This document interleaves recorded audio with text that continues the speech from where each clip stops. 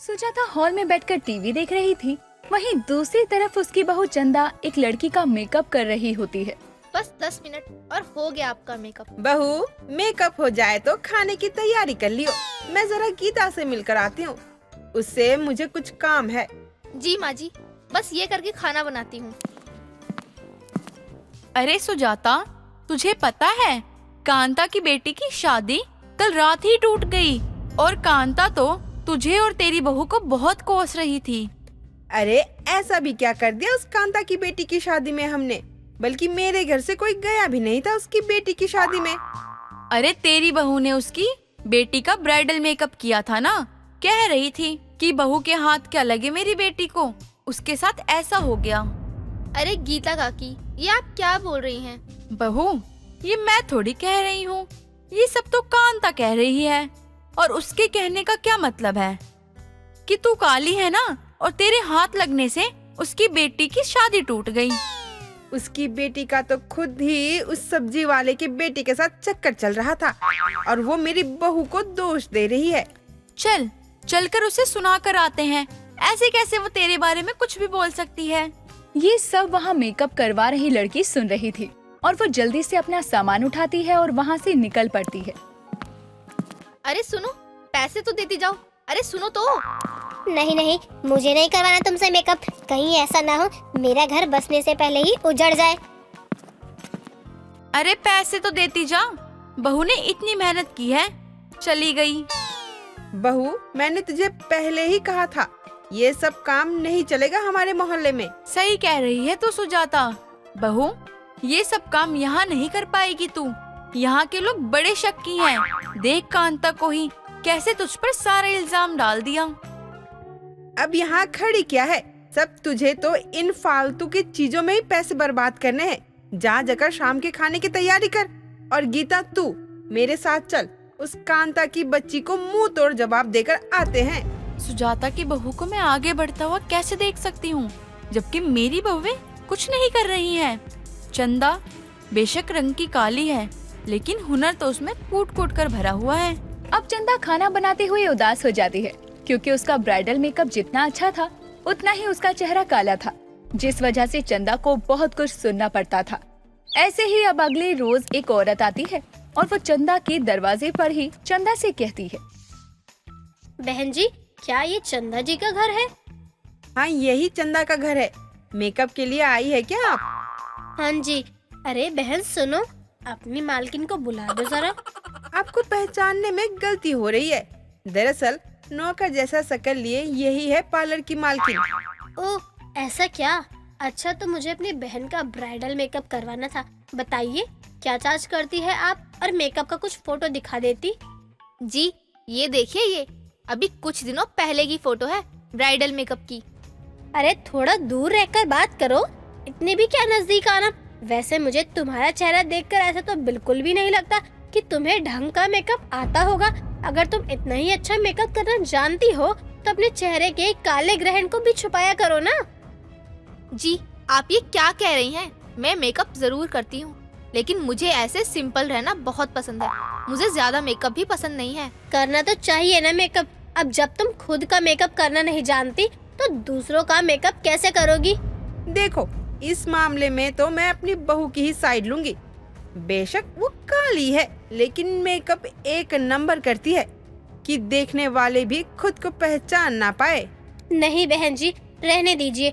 मुझे अपनी बहन की मेकअप वाली ऐसी तो नहीं चाहिए। वो तो इसे देखकर ही बिना मेकअप के शादी करने के लिए तैयार हो जाएगी, लेकिन शादी में न जाए ऐसे। अरे तो जाओ ढूंढो ना तुम्हारी बहन का जो मेकअप कर सके। अब जैसे ही वो औरत जाती है, सुजाता की पड़ोसन गीता की एंट्री होती है और वो औरत को बड़बड़ाते हुए जाता देखकर खुश होती है। लगता है ये भी मेरी बातों में आ गई है। ऐसे ही सुजाता की बहू की कि मेकअप की दुकान मैं बंद करवाऊंगी। कैसे एक दिन मुझे बोल रही थी कि मेरी बहू तो कमाने लगी है, तू क्या अपनी गांव की बहुओं को कुछ सिखाती नहीं है? उनसे भी काम करवाया कर। अरे गीता, वहाँ क्या खड़ी है? आजा बैठ ना। अरे अभी एक औरत को जाते देखा मैंने, बड़बड़ाते हुए जा रही थी। क्या हुआ बहू, वो तुझे देखकर ऐसे भाग क्यों गई? मेरा मतलब है चली क्यों गई? तू तो जानती है बहू का रंग को देखकर सब उस पर शक करते हैं कि क्या ये मेकअप कर पाएगी। माँ जी कोई बात नहीं, मेरा रंग रूप ही ऐसा है, कोई भी मुझे देखकर यही कहेगा कि क्या ये मेकअप जानती है। और मैं तो खुद का मेकअप भी नहीं करती, तो उन्हें और भी मेरे मेकअप पर शक होता है। अरे बहू, तभी तो मैं कह रही हूँ ये सब छोड़ और राजीव जो भी कमा कर ला रहा है उसमें ही खुश रह। क्यों सुजाता? तुझे बहुत पड़ी है मेरी बहू के पार्लर को बंद करवाने की। क्यों, तुझे मेरी बहू की कमाई देखी नहीं जा रही है क्या? अरे तू भी पड़ोसन होके कैसी बात कर रही है? बल्कि मैं बहुत खुश हूँ कि तेरी बहू इतना अच्छा कमा रही है। और वो बात अलग है कि तेरी बहू का रंग रूप देखकर कोई आता नहीं है। चंदा अब इतना कुछ सुनने और देखने के बाद ये फैसला करती है कि वो अपना पार्लर नहीं चलाएगी। अब अगले दिन एक और औरत ब्राइडल मेकअप के लिए आती है, जिसे चंदा मेकअप करने के लिए मना कर देती है।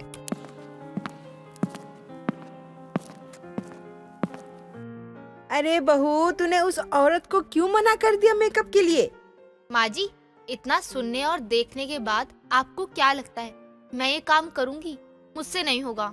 ठीक है बहू, तुझे जैसा सही लगे, लेकिन 2 दिन बाद विमला की बेटी की शादी है। अगर वो तुझे मेकअप के लिए बुलाते हैं तो मना मत करियो। ऐसे ही समय बीतता है और एक रोज गीता सुजाता के घर आती है। सुजाता, तुझे और तेरी बहू दोनों को कहने आई हूँ, खुशी की शादी में आना है, मुझे कोई बहाना नहीं सुनना। अरे गीता, वो सब तो ठीक है, लेकिन तूने बहू को अपनी खुशी के मेकअप के लिए नहीं कहा? अरे वो बच्चों ने कर ली। मैं तो कह भी रही थी कि चंदा बहू अच्छा मेकअप करती है और फ्री में भी कर देगी, लेकिन बच्चे ही नहीं माने। फ्री में? फिर तो ठीक, क्या कहीं और से करवा रही होगी तू मेकअप? अब अगले दिन सुजाता और चंदा गीता की बेटी की शादी में समय से पहले पहुंच जाते हैं। तभी गीता अपनी बेटी को देखते हुए कहती है, मैंने अपनी चांद सी बेटी का एक बहुत अच्छे पार्लर में मेकअप करवाया है और पार्लर वाली भी बहुत सुंदर है। बस तेरी बेटी सुंदर नहीं है, मेरा मतलब अच्छी बात है, क्यों बहू? तभी एक औरत गीता के कानों में कुछ कहकर जाती है और गीता रोते हुए सुजाता से कहती है, सुजाता, मेकअप वाली नहीं आ रही, वो तो 1 नंबर की बेवड़ी निकली। उसके साथ काम करने वाली लड़की भी कह रही थी कि उसने आज 2 पैक ज्यादा लगा लिया और वो उठ ही नहीं पाई। तुम मुझे क्यों बता रही है? अभी तो तू उसी बेवड़ी की तारीफ में पुल बांधे जा रही थी ना। अरे माफ कर दे, बोल तो तेरे में पैर पड़ूं। बहू तू मान जा, मेरी बेटी की शादी है, आज उसका मेकअप कर दे। ठीक है, वो मेकअप कर देगी, लेकिन तूने मेरी बहू के साथ जो भी किया है मुझे सब पता है। मैंने ही तेरी बहू के घर आने वाले ग्राहकों के कान भरे थे, मुझे माफ कर दे। आज मुझे समझ आया, सुंदरता रूप में नहीं चरित्र में होनी चाहिए। गीता को अपने किए का एहसास हो चुका था, लेकिन चंदा भी बिना सोचे गीता की बेटी खुशी का ब्राइडल मेकअप करती है। और इस इंसिडेंट के बाद तो गीता खुद ही चंदा के पास ग्राहकों को भेजा करती और ब्राइडल मेकअप के लिए उनको गीता की दुकान ही सजेस्ट किया करती। धनी देवी सिर्फ नाम से ही धनी नहीं, पैसों के मामले में भी बहुत धनी थी, जिसके चलते उसने अपने 5 बेटों की शादी उनकी ही पसंद की लड़की से करवाई थी। लेकिन 5 बेटों की पसंद एक जैसी नहीं होती। 3 बड़े बेटे जहां अमीर घर की लड़कियों को अपनी पत्नी बनाकर लाते हैं, वहीं दोनों छोटे बेटे गरीब घर की लड़कियों से शादी करते हैं। जिसके बाद धनी अपनी 5 बहुएं, बड़ी बहू रीता, दूसरी बहू नताशा, तीसरी बहू काम्या, चौथी बहू गंगा और 5वीं तारा का आरती उतारकर स्वागत करती है और बोलती है, आज तो मैं और धनी हो गई। मेरे घर में 5-5 लक्ष्मियाँ एक साथ आई हैं। आओ मेरी 5 बहुओं। माँ जी, हमें भी खुशी है कि हमें आपकी जैसी इतनी प्यारी सास मिली। अच्छा माँ जी, आपसे एक बात कहनी थी। वो मेरे पापा ने ना एक ट्रक में सामान भेजा है ससुराल के लिए, तो आप बता दो कहाँ रखवाना है सामान। हमारे घर से भी सामान आया है। अरे अरे बहू, इनकी जरूरत नहीं थी।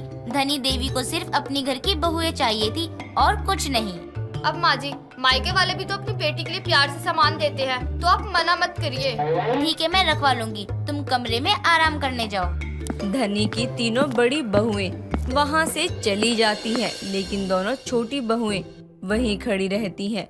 ये देखकर धनी उनसे बोलती है, अरे गंगा और तारा, तुम दोनों क्यों नहीं गए अपने कमरे में आराम करने के लिए? माँ जी, वो हमारे मम्मी पापा ने कुछ दिया था देने के लिए, लेकिन समझ नहीं आ रहा कि कैसे दिखाएं वो आपको।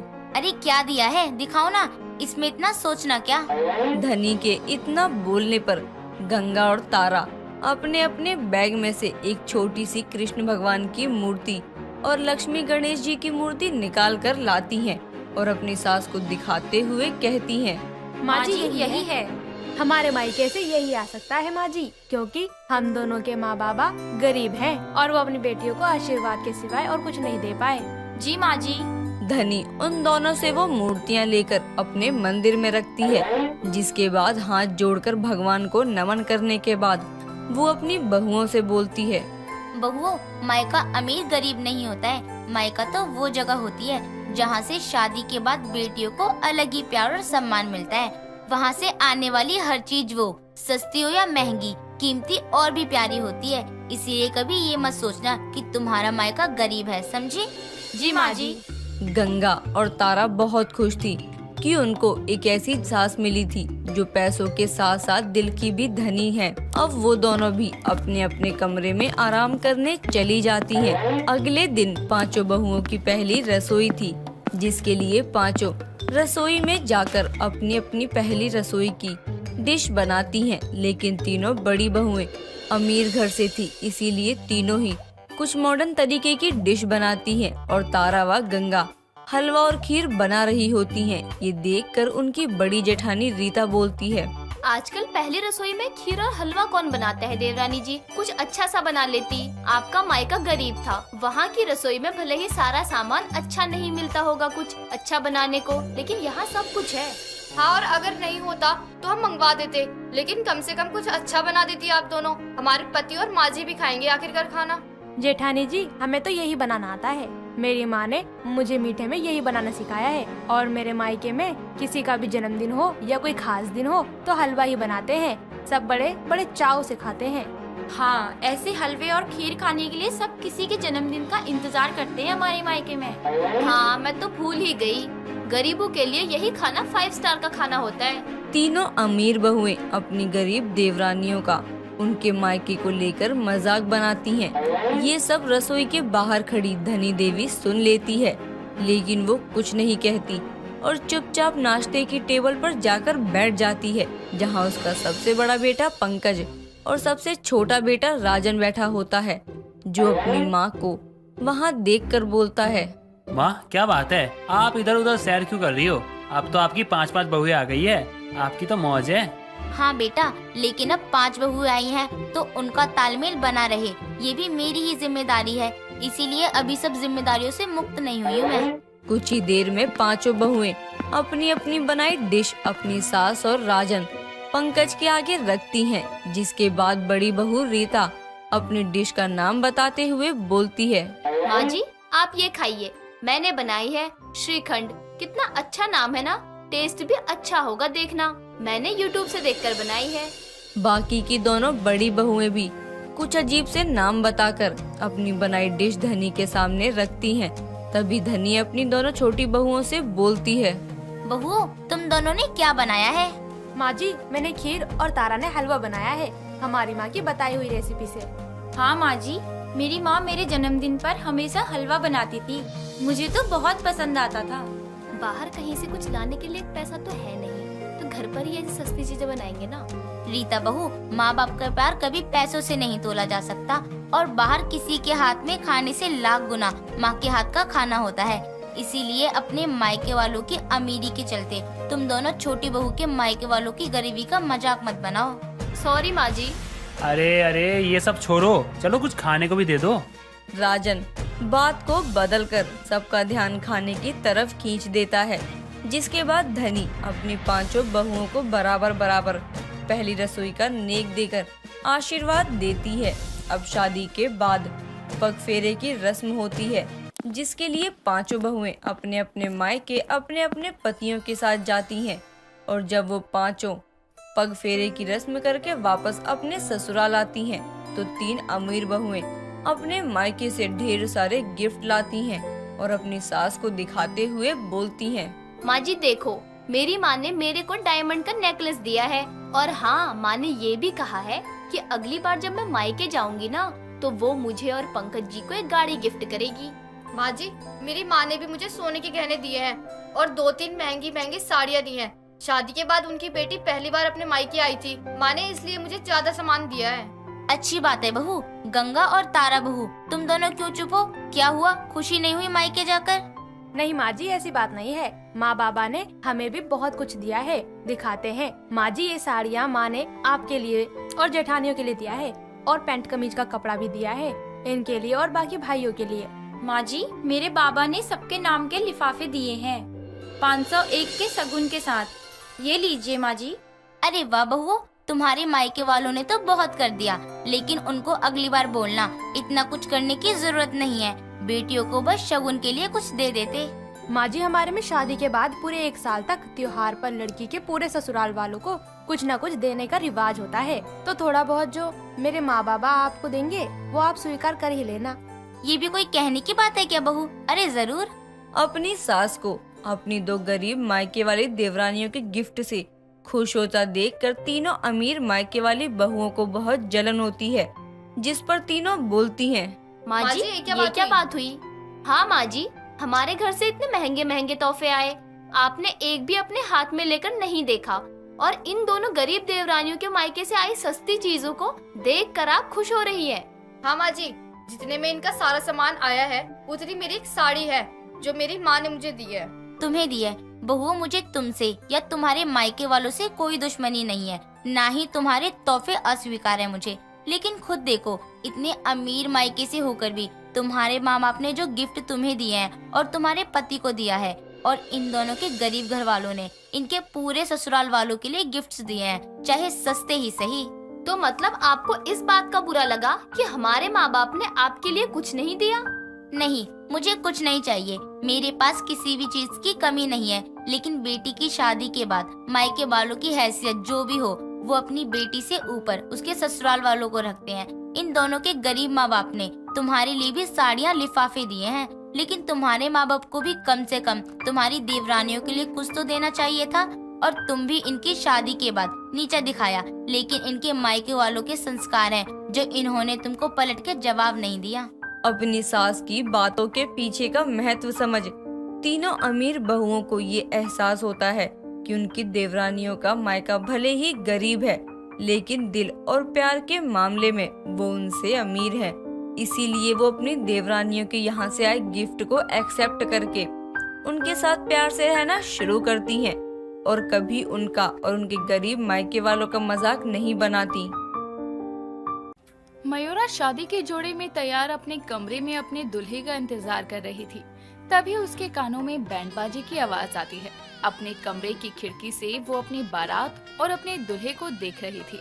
तभी वो खुद से कहती है, नहीं, ये गलत है।